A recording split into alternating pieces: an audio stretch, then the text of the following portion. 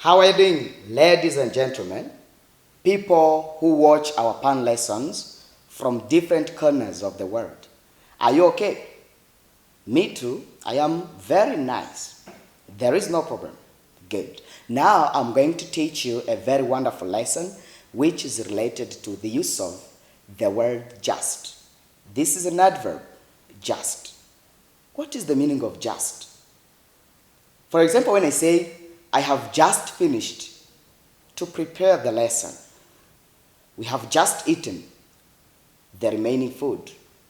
John has just arrived. I am just a student. I can't get that money. Oh, that's just what I wanted to say. We are going to see the use of just in different ways. We are going to see how to use the word just in different situations or circumstances. The word just has different alternatives or different usages. Then this is the right time for you to get the lesson. But before teaching you the use of just, I'm going to give you some announcements. We are advertising now. We are receiving people who want us to advertise for them. Abantu bashaka ko tubamamariza, we are here to help you. Ikindi, the books are there. Ibitabo birahari kugira ngo bibafashe. Ariko biri kuri promotion 2000, ubwo ni mu cyumweru kiri imbere biraba bihenze. Ubwo rero turi kubibaha for promotion, kuri promotion gusa. The third announcement, abantu bakeneye ubwene gihugu butandukanye turi hano kugira ngo tubafashe kubikura mu Cyongereza tubishyira mu Kinyarwanda. Thank you very much. Let's get started. We are going to teach you the use of just. What is the meaning of just? First of all, just is a simple word. It's a small word that means many things, okay? Or many different things. Or that is used. It is a small word that is used in different situations or in different environments. Vango na akajambo gato cyane, just. Urumva na akantu gato. But it is used in different environments or in different ways. Ariko gakoreshwa mu buryo bugiye butandukanye. Just. Good. We are going to start the word just here from the first usage, which is this one. It describes something that has happened very recently. Just is used to describe something that has happened very recently. Dukoresha akajambo just dushaka kugaragaza. Ubu ni uburyo bwa mbere. This is the first way of using just. Dushaka kugaragaza something that has happened very recently. Ikintu cyabaye mu kanya gato kashize cyane.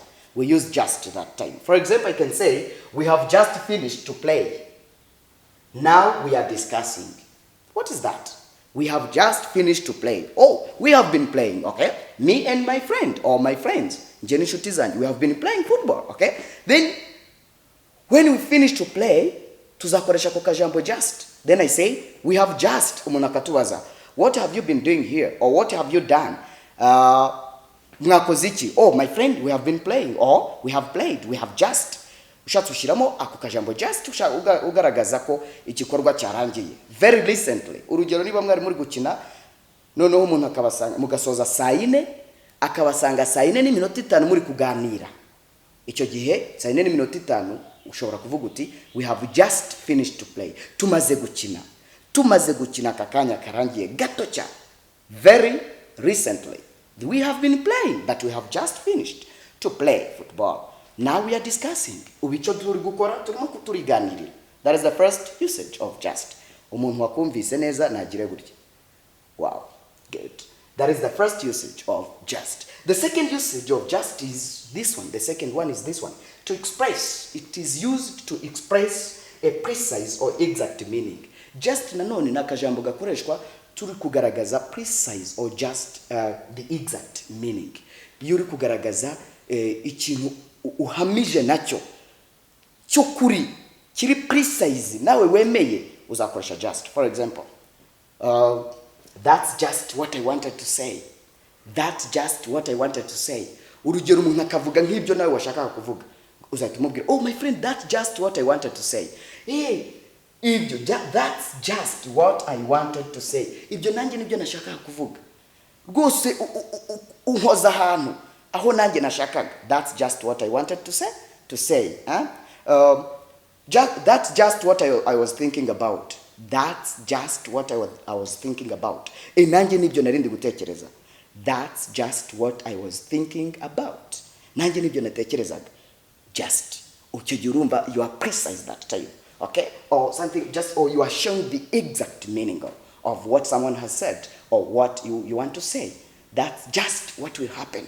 Ibyo nibyo bizaba. That's just what will happen tomorrow. That's just what John has said. Ibyo nibyo neza na John yavuze mu kanya. That's just what I'm teaching you. Good. That's just what I'm teaching you. Ibi nibyo you just niyo nibundi nashaka kukwigisha. That's just what I'm teaching you now. Good. Then we are going to continue saying different usages of the word just. Tujye gukomeza now n'akajambo just mu nteruro zitandukanye n'uburyo butandukanye bwo kugakoresha. We are proceeding with the word just, the usages of the word just. We are going to see different usages or the use of just in different ways mu buryo butandukanye. Tumaze kubona just mu buryo butatu.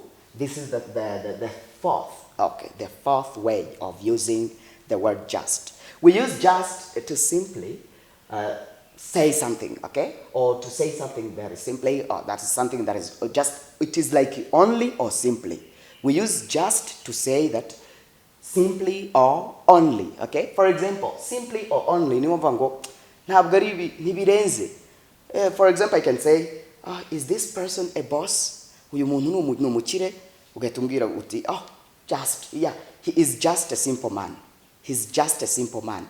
No monuraho, for example, I can say, you will pay 200,000 for school fees. You will pay 200,000 Rwandan francs for school fees. Oh, teacher, no, I can't afford that amount because I am just a student. I am simply a student or I am only a student. Just simply a student or only a student. This means that teacher, I am just a student. You see? I am only a student. Just is used ushaka kuvuga simply nibisanzwe ntabwo ndi cyangwa only ntabirenze. For example, is this man a general? Uyu muntu uri kudukanga no mu generale? Ugahita uvuga uti yeah, he's just a simple man. He's just a man from Nyagatovu. Ni umugabo wahanye muri Nyagatovu hano hirya. Urumva icyo gihe he's just ugabanyije imvugo y'ikintu runaka. He's just a simple man. For example, you can say, are you a CEO of this company? Ukabona umuntu nyine ari giant, ukabona ukwiye kumuha titre yo kuba CEO, Chief Executive Officer wa company runaka. Are you a CEO of this company? Ese uri CEO w'iyi company? Agahita kubwira uti I am just a cleaner here. Urebye ndi umukirina gusa. Ngewe nkora hano nubwo ubona nazi mfite inda ariko nta mafaranga mfite. I am just a cleaner. Ndi umukirina gusa bisanzwe tu. I am just a cleaner in this company. Muri iyi company ngewe akazi nkora, I am just a cleaner. Or you can say I am just a simple worker. I am just a simple worker. Ndi umukozi usanzwe. Icyo gihe I am only or I am simply a simple worker. Good. Then the next is this one. The next usage, okay, here is number 5. This is number 6. This is number 7. Okay? Number 2. Oh, sorry. Here is number 3. Number 3. Okay? This is number 4. This is number 5. This is number 6. Good. Yes. This is number 3, the usage of just. Number 4, number 5, number 6. Then number 4, we use just to say, it is also used to express strong feeling. Yuri kugaragaza marangamutima cyane. You use the word just in a sentence. For example, you can say, she's just my best friend. She's strongly my best friend. She's just my best friend. Okay? You are just my real friend. You are just. John is just a worker. John mu byukuri ni umukozi kwera. For example, you can say, these people are just lazy. aba bantu mu by'ukuri nabanebwe kweri nabanebwe bambere ba burundu. They are just lazy people. Good. For example, I can say, oh, that teacher is just talented. Uriya mwarimu afite impano. That teacher is just talented. Icyo gihe ubugaragaza ko mu by'ukuri afite impano kweri. Icyo gihe rero uzakoresha the word just. Utsindagira ikintu cyangwa when you are showing the strong feeling for something. Good. Then the next one is number 5, which is this one. We use just to give orders or obligation or command. When you are commanding someone, when you are giving commands or orders, we are going to use the word just. Uri gukomandinga. Just go there, please. Or just finish the food that I've given you. So zibiryo naguhaye. Just kneel down. Fukama. You are showing the orders or command. Icyo gihe uzakoresha akajambo just. Cyane karatangira yuri kugaragaza ko uri gutegeka. For example, just go to the hospital because you need to go there. Jya kwa muganga. Icyo gihe uri gutanga command ariko harimo n'inama.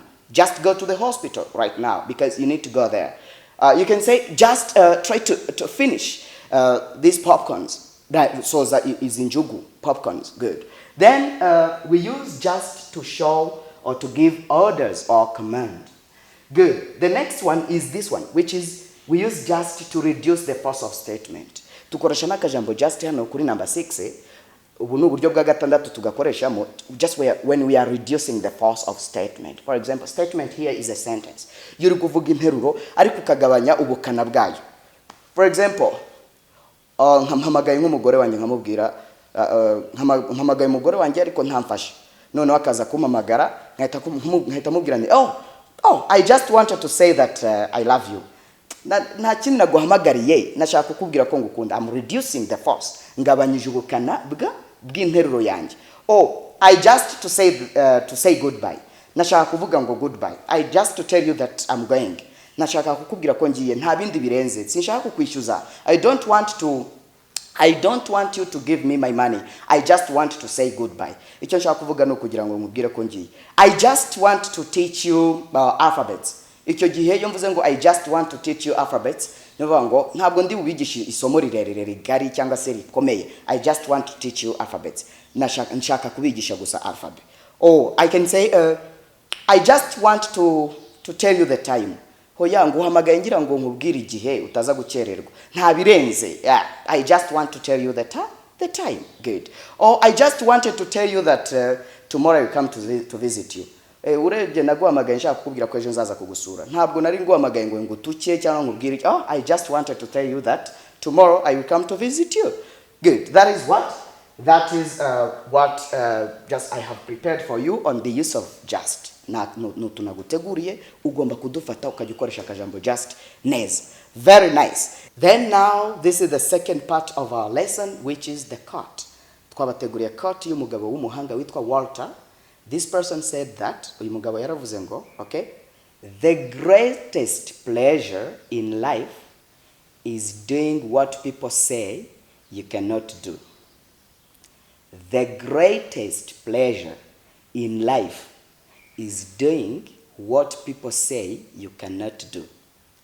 Ibyishimo bya mbere mu buzima ni ugukora ikintu abandi bavuga ko utashobora.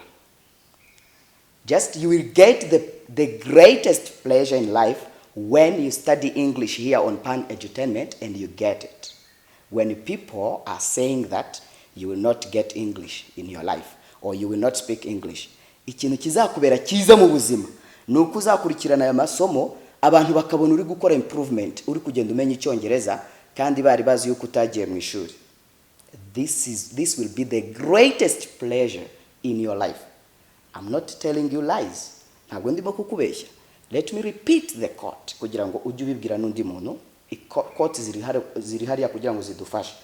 The greatest pleasure in life is doing what people say that you cannot do that. Mu buzima bwawe ibyishimo ni ugukora ikintu abantu bazi ko udashobora gukora mu buzima kandi ukakigeraho. Thank you very much. I'm Teacher Jasper. We are together for the next time. Bye bye. Love you so much.